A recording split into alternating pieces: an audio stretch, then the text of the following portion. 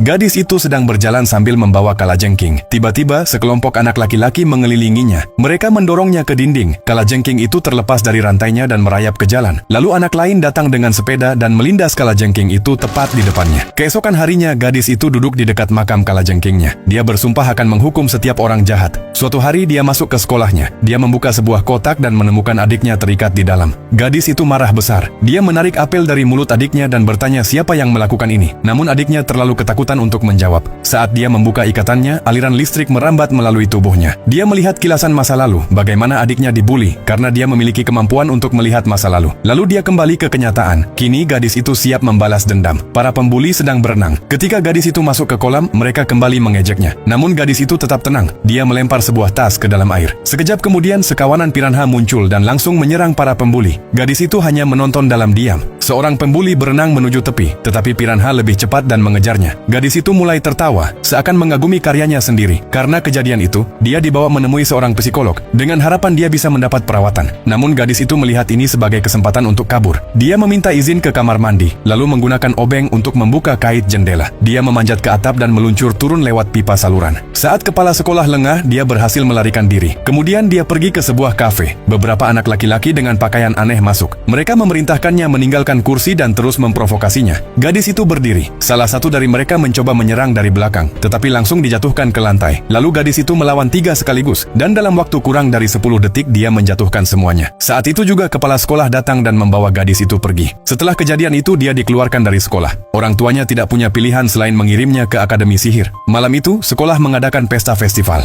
Gadis itu mengira ini kesempatan untuk kabur, jadi dia berlari pergi. Namun tiba-tiba dia tidak sengaja menabrak seorang teman sekelas. Kekuatan supernya terpicu lagi. Dia melihat sekolah dilalap api, dan teman sekelasnya itu berlumuran darah. Gadis itu segera mengejar temannya dan memperingatkannya untuk berhati-hati. Namun temannya hanya tertawa. Sebelum gadis itu bisa bereaksi, temannya menggunakan pikirannya untuk menekannya ke pohon. Ternyata keluarga temannya adalah peramal. Mereka meramalkan bahwa gadis itu akan menghancurkan akademi. Tepat saat temannya akan membunuhnya, seekor monster tiba-tiba muncul dan membanting temannya ke tanah. Jadi apakah kamu menyukai gadis ini? Tulis di komentar.